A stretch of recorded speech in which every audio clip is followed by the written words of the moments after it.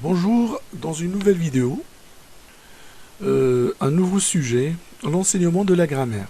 Alors l'enseignement de la grammaire peut se faire selon deux approches. La première approche, c'est l'approche déductive, qui consiste donc à présenter la règle, donc la règle bien sûr de la leçon, d'une notion donnée par exemple, et à produire la langue en fonction de cette règle. Donc c'est l'enseignant ici qui donne la règle. Donc cette approche, elle est centrée sur l'enseignant. Elle est surtout bénéfique pour les élèves en difficulté, donc les élèves qui ont un niveau inférieur dans la langue. Une deuxième approche, c'est l'approche inductive. Donc c'est l'approche bien sûr qu'on utilise, qu'on emploie surtout en classe. Alors cette approche inductive consiste à déduire la règle à partir d'une situation donnée. Donc ici l'enseignant propose une situation et amène ses élèves à découvrir la règle eux-mêmes. Donc cette approche elle est centrée sur les élèves. Donc il est surtout bénéfique pour les élèves qui possèdent les connaissances ou bien les compétences de base dans la langue. Alors je vais vous proposer bien sûr un canevas du leçon de grammaire. Donc les étapes du leçon de grammaire selon l'approche inductive.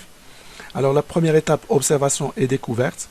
Alors pour les activités de l'enseignant, donc l'enseignant ici il présente le support. Ce support il peut être soit un texte, soit une situation déjà étudiée à l'oral, soit des phrases. Puis il invite les élèves bien sûr à lire silencieusement le texte de base. Et enfin il pose des questions bien sûr de la rubrique j'observe et je découvre. Alors pour les activités de l'apprenant, donc l'apprenant bien sûr il lit ou bien les apprenants lisent le texte en question, puis répondent aux questions posées par l'enseignant. Deuxième étape, compréhension et conceptualisation. Alors pendant cette phase, donc les élèves répondent aux questions de la rubrique je manipule et je réfléchis, puis ils comparent leurs réponses entre eux et corrigent les erreurs commises.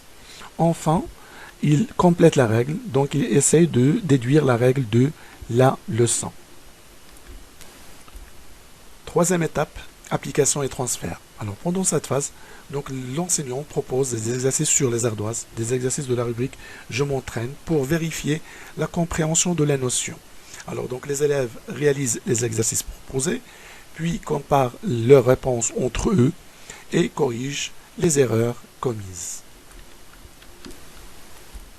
Alors quatrième étape, évaluation et soutien. Alors pendant cette phase, l'enseignant invite les élèves à réaliser les exercices d'évaluation, donc les exercices de la rubrique je m'évalue.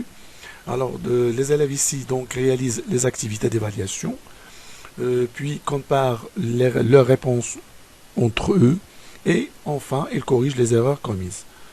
Alors après cette phase vient la phase de soutien. Donc l'enseignant ici propose des exercices de remédiation pour bien sûr délimiter les carences observées pendant les activités d'évaluation. Merci et au revoir.